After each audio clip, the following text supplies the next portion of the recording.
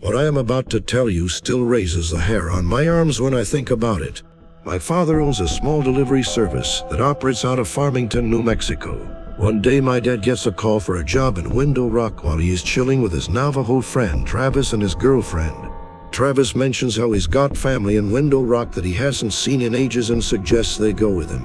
We had to convoy in separate trucks since my dad's was loaded down with freight. We decided to bring along some walkie-talkies so we could communicate with one another. We're somewhere on the highway between Window Rock and Gallup. It had just rained earlier in the day, and the road was kind of slick, so we were taking it pretty slow. On the left of the highway, there is nothing but sandstone cliffs, and on the right there is a huge field separated from the road by a small barbed wire fence. We crest the top of this hill and down. At the bottom of the hill, we see what appears to be a very large dog sitting back on his haunches in the middle of the road, facing the cliffs.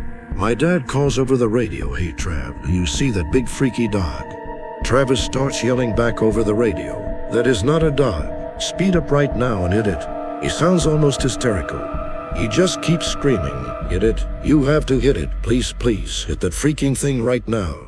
So my dad starts to speed up, and as we get a bit closer, I can begin to see it a little more clearly. It's covered in this brown, wiry, matted hair that appears to have dried blood all over it.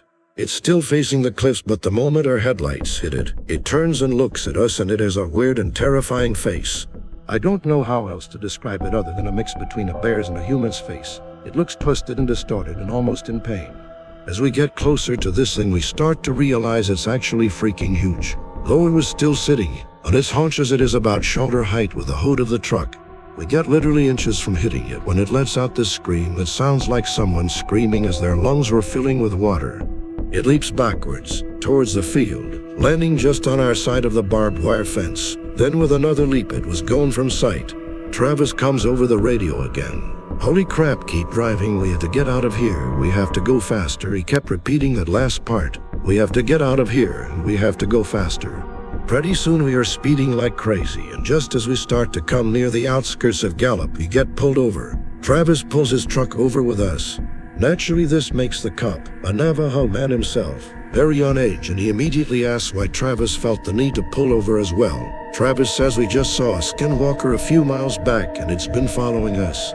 The officer immediately turns white, stammers something about a verbal warning, gets in his car, and takes off. We do the same.